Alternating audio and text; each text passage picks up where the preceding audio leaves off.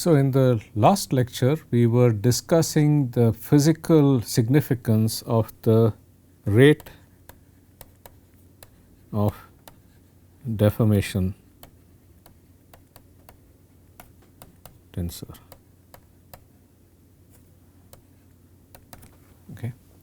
That is the gradient of the velocity, okay, which can be written in matrix form as Ex, Ey, Ez partial Vx by partial x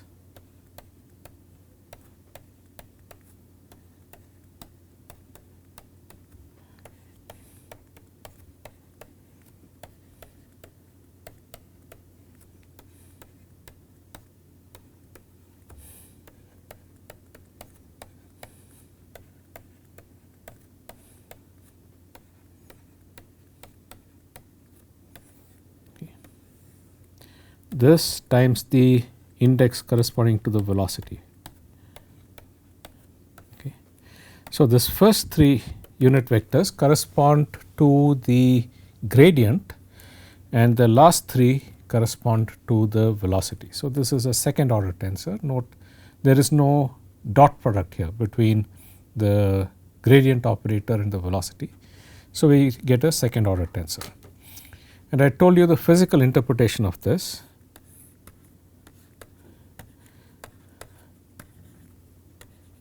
If I consider two locations, one with position vector x and the other with position vector x plus delta x, okay, two nearby locations. Okay. So, the displacement vector is delta x in this case. Okay. And let us say that this is the velocity v vector at the location x and this is v vector at the location x plus delta x. Then we know just from the definition of the gradient that v at the location x plus delta x minus v at the location x. Note that this is a difference between two vectors. Okay. So, this vector v, if I write it over here, okay, and this vector v at x plus delta x, if I write it over here, the difference between these two is given by the triangle rule. Okay. So, this is the difference in the vector between these two locations. This I can write it as delta x dotted with grad v. Okay. Okay. So, delta x dotted with grad v. Okay. So, basically if you go to another location x plus delta x, the velocity is different. Okay. What does that mean? That means that if you are in the reference frame moving with the fluid at the location x in a time delta t, this point moves to this location in a time delta t, where this distance is v times delta t, okay, at the location x. At this location it moves to this other location v at x plus delta x times delta t. Okay.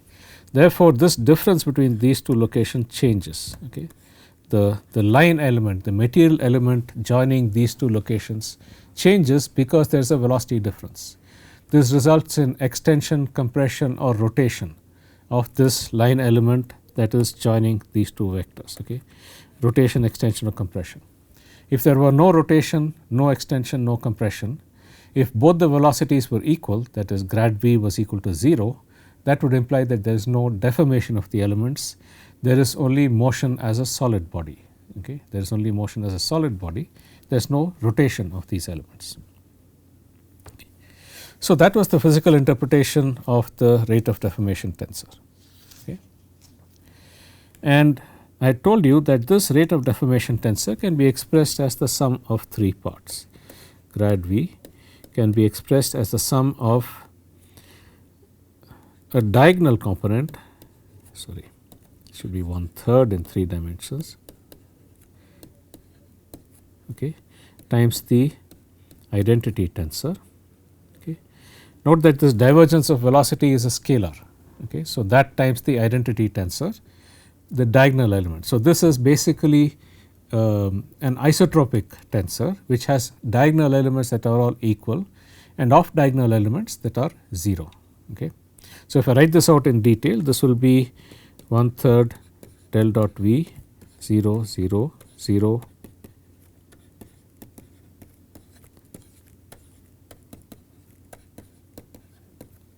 okay. So, that would be this tensor. Okay. Okay. So, that is the isotropic part.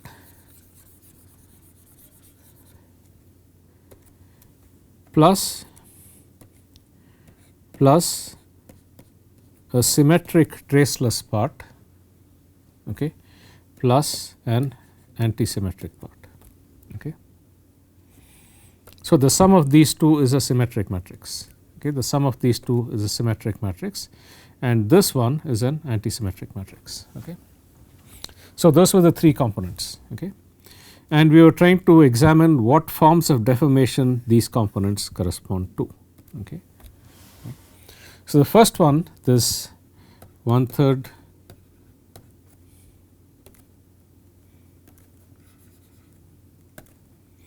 1/3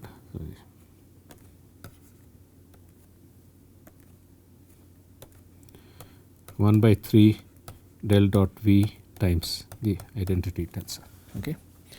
So, what is the kind of deformation that we get from this? Okay. So, I had drawn you in the last class in an xy coordinate system. Okay. If I go a small distance delta x relative to the center, the difference in velocity between this center point and any point on this circle of equal radius delta x say, okay, that difference is going to be equal to delta x dotted with this, okay, dotted with this. Okay. So, let me expand this out in a little. Ex, okay, Ey, so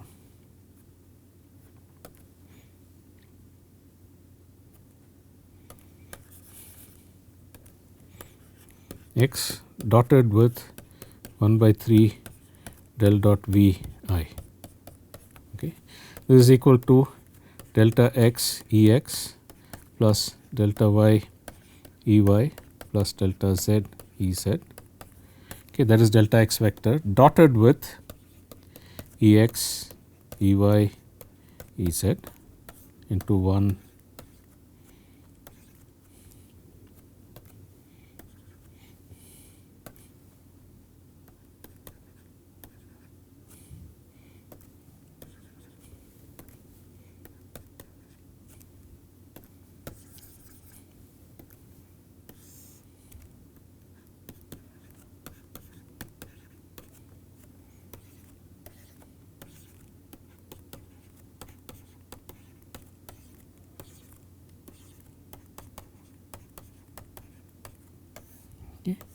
post multiplied by Ex, Ey, Ez.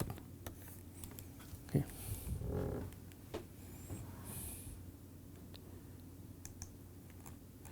And if I take the dot product of these two vectors, okay, what you will see that this basically becomes delta x Ex plus delta y Ey plus delta z Ez. Okay. That is because Ex dot Ex is 1, Ex dot Ey is 0 and so on.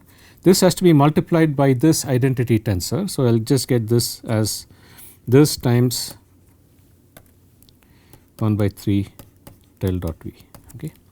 So, basically the relative velocity is in the same direction as the displacement vector, okay, okay, if del dot V is positive, okay, and it is opposite if del dot V is negative. Okay. So, that is the form of the deformation: radial expansion or compression, volumetric expansion or compression. Okay. And if mass is conserved, this form of deformation has to be related to a change in density, because the volume is changing when you expand or compress radially outward or inward. The volume is changing, the mass is remaining the same, therefore, the density is changing. Okay. And I had shown you that from the mass conservation equation, d rho by dt, sorry,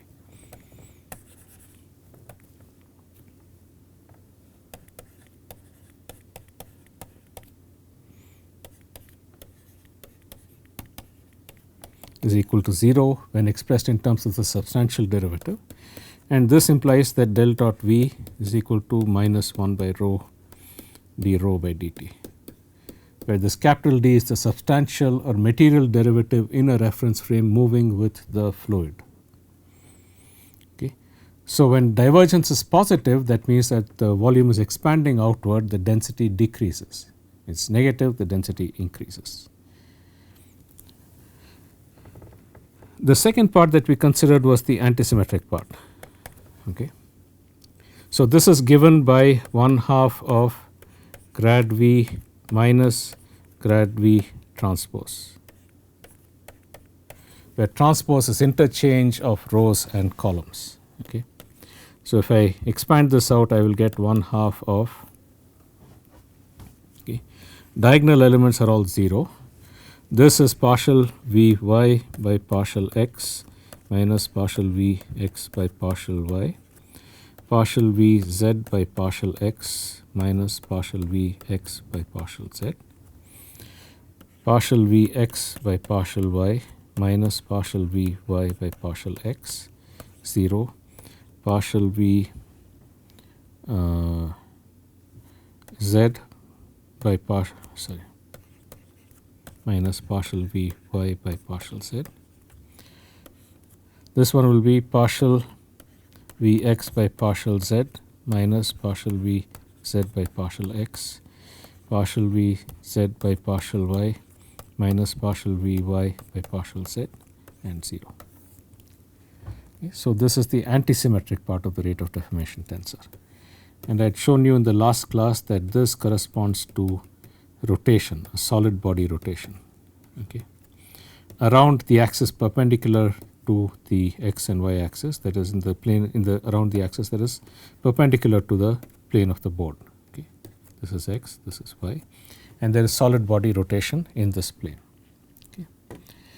I had related for you the components of this to what is called the vorticity vector. Okay. The vorticity vector is defined as omega vector is equal to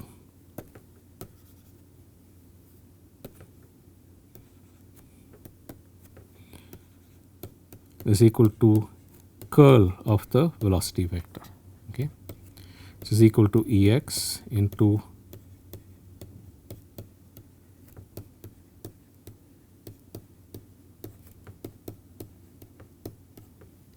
Ey into partial V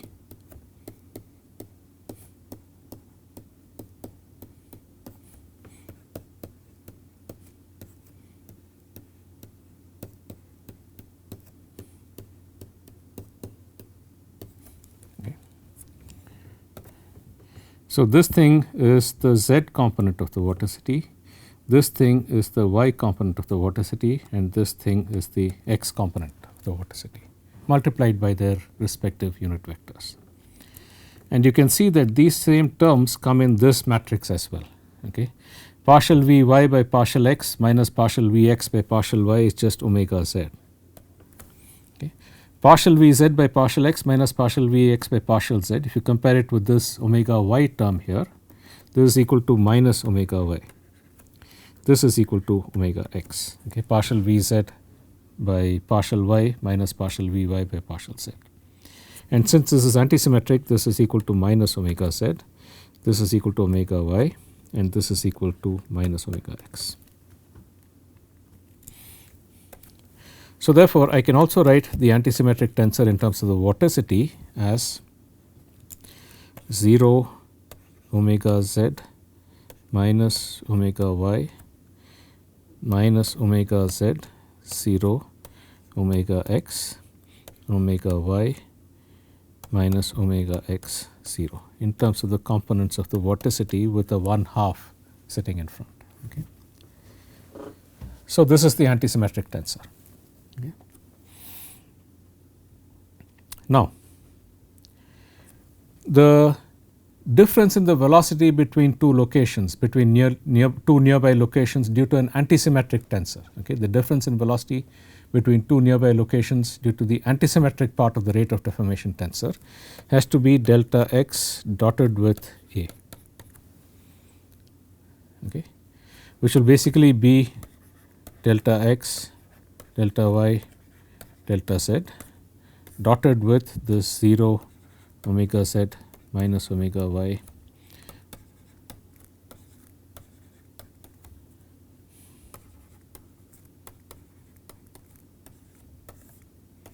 into Ex. Okay, that is going to be the antisymmetric part of the rate of deformation tensor. Okay.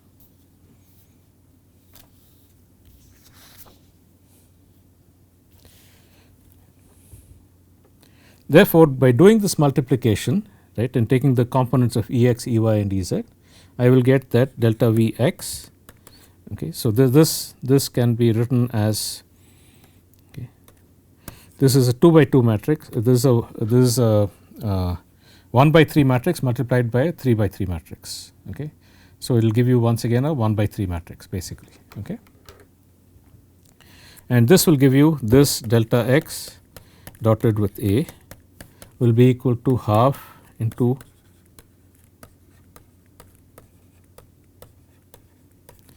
Ex. Okay.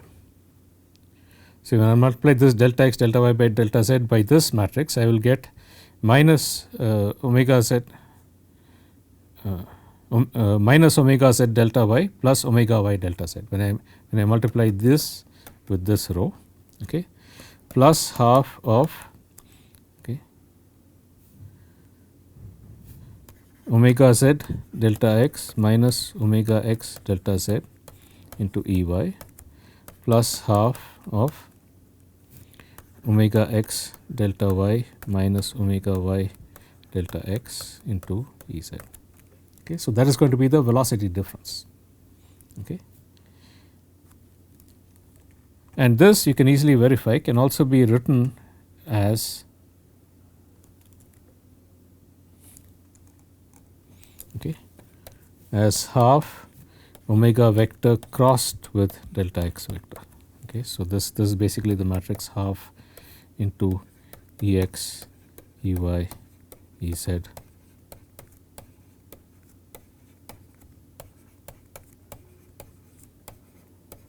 Okay. Determinant of this matrix basically gives you Ex into omega y delta z minus omega z delta y, that is the first term here. Okay. And then Ey into omega x delta y minus Ey into omega z delta x minus omega x delta z, okay, and so on. Okay. For an object that is rotating as a solid body, okay, if you have an object that is rotating as a solid body with some angular velocity omega vector, okay, where omega is the component and the vector is in the direction perpendicular to the plane of rotation, okay, then the difference in velocity between any 2 points on this, the difference in the linear velocity, okay, will be equal to omega cross delta x. Okay. So, if I take a small distance delta x from the origin on this rotating body, the linear velocity will be perpendicular to the position vector. Okay. It will be perpendicular to the position vector and the axis of rotation. It will go as omega cross delta x, okay, the linear velocity. V is equal to omega cross r, okay, for angular velocity. So, if omega is the angular velocity. So, comparing this and this, you can see that this antisymmetric part of the rate of deformation tensor represents a solid body rotation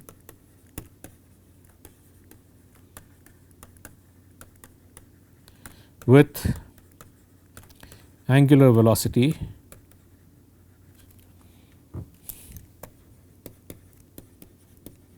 is equal to 1/2 of the vorticity vector, okay, with angular velocity equal to 1/2 of the vorticity vector. Okay. So, that is the physical interpretation of the antisymmetric part of the rate of deformation tensor.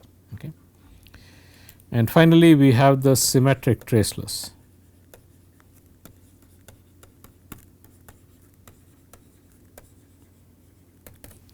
The symmetric traceless part of the rate of deformation tensor that we had written as E. Okay. Symmetric means that the off diagonal the matrix is equal to its transpose, that is, the off diagonal elements are equal. Traceless means the sum of the diagonal elements is equal to 0. Okay. Traceless means the sum of the diagonal elements is equal to 0. Okay.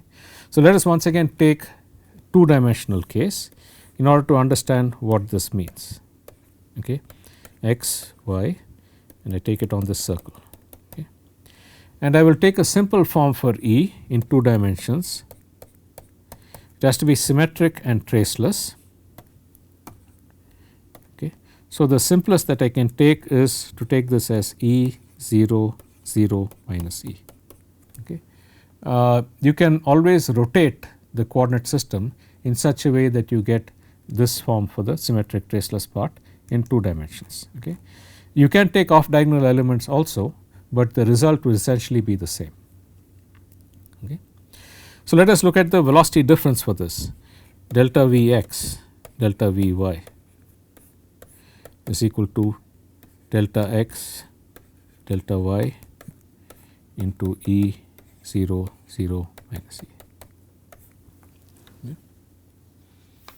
For the symmetric traceless part of the rate of deformation tensor. Okay.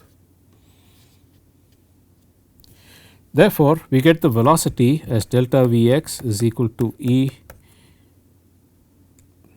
times delta x, and delta Vy is equal to minus E times delta y. Okay. So, if I go a small distance in the x direction, the relative velocity vector is along the x direction. Similarly, if I go a small distance in the minus x direction, the relative velocity vector is along the minus x direction. In the y direction, it is the opposite. If I go a small distance delta y, the relative velocity vector is minus E times delta y. Okay. Similarly, if I go minus delta y, the relative velocity vector is this way. So, therefore, if I consider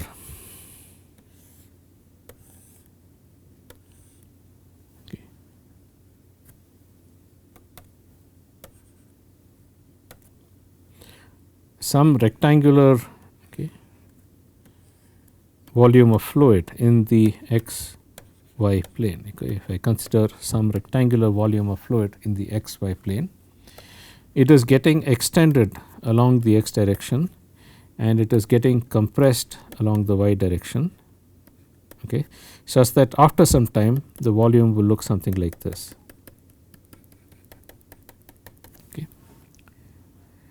There is no expansion or compression, okay, because the expansion in one direction is equal to the compression in the other direction. Therefore, there is no net change in the volume. There is no rotation either, okay, and therefore, this is what is called extensional strain.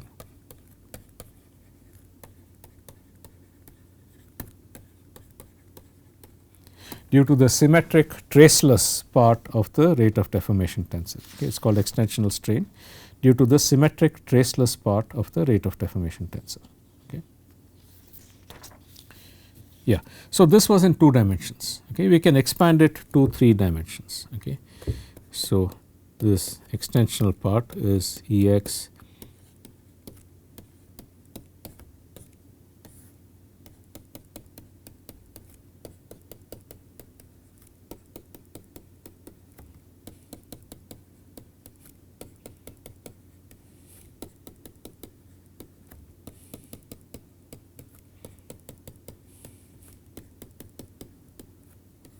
into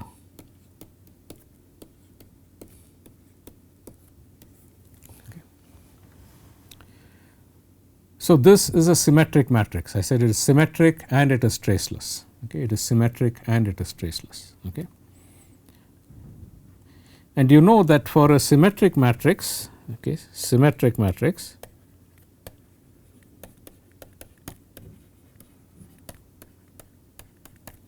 okay, eigenvalues are real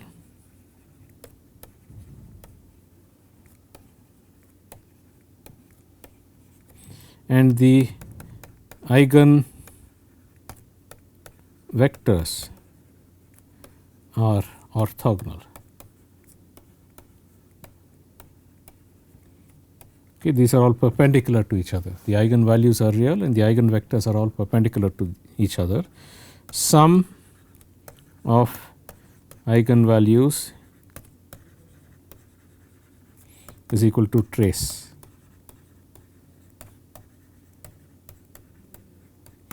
The sum of the eigenvalues of the matrix is equal to the sum of the diagonal elements of the matrix, and of course, the product of the eigenvalues is equal to the determinant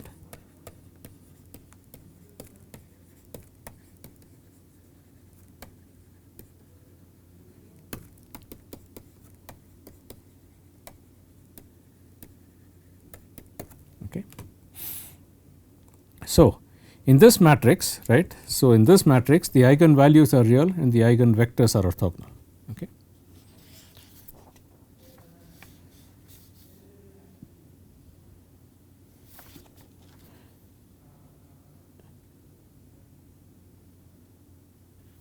Okay, and because of that we can always write, okay, this matrix, okay,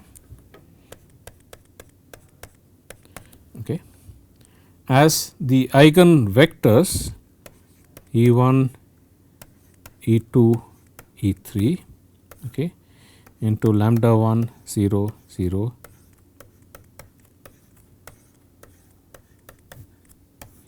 into E1, E2, E3, where E1, E2 and E3 are the 3 eigenvectors which are orthogonal to each other. Okay. So, therefore, E can be written in this form as well, and this matrix, this lambda matrix, okay, it contains only diagonal elements.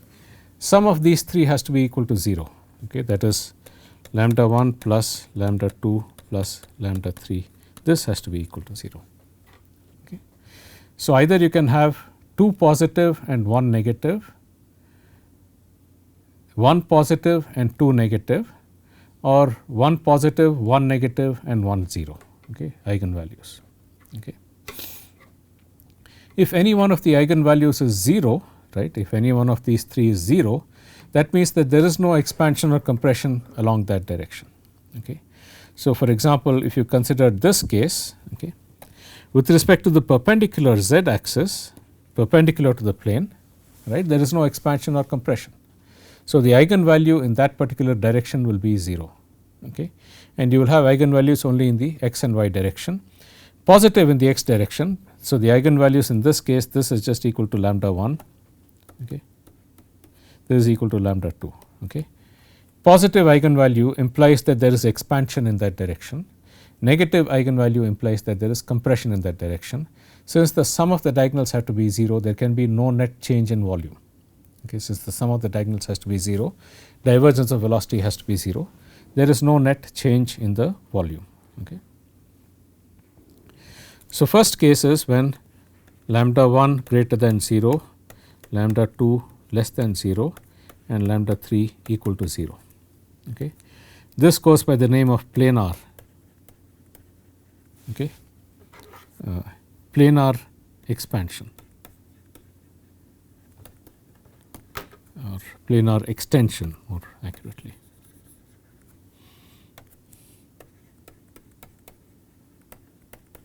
Okay. This is the case where we have, okay, expansion along one direction, okay, in this case the x direction. Okay. There is extension along the x direction, compression along the y direction and nothing happening perpendicular. Okay. So, there is planar extension. An example was what we had solved here in 2 dimensions. Okay. So, this is an example of planar extension. Along the direction where the eigenvalue is positive, there is extension. Along the direction where the eigenvalue is negative, there is compression. Okay. The other is for, okay, lambda 1 greater than 0, lambda 2 greater than 0, lambda 3 less than 0. Okay. This goes by the name of biaxial extension. Okay. And if you plot it along the direction of the 3 eigenvalues, this biaxial extension, okay. So, in this case, okay, E1, E2 and E3, okay. Then there is expansion along the E2 and the E3 directions.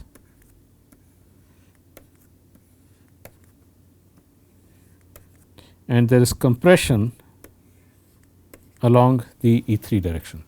So, this direction is compressing and the other 2 directions are expanding. Okay. The other 2 directions are expanding. Okay. So, that is biaxial extension. The third possibility is that lambda 1 less than 0, lambda 2 less than 0 and lambda 3 greater than 0. Okay. And this one will just be the opposite of this. Okay. So, there is expansion along E3 and there is compression along E1 and E2. Okay. Okay, so, there is expansion along E3, which means that this is expanding along the E3 direction, and the E1 and the E2 direction there is compression. Okay.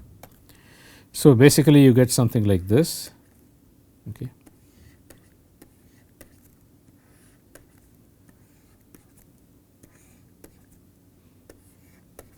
Okay. This is what is called uniaxial extension.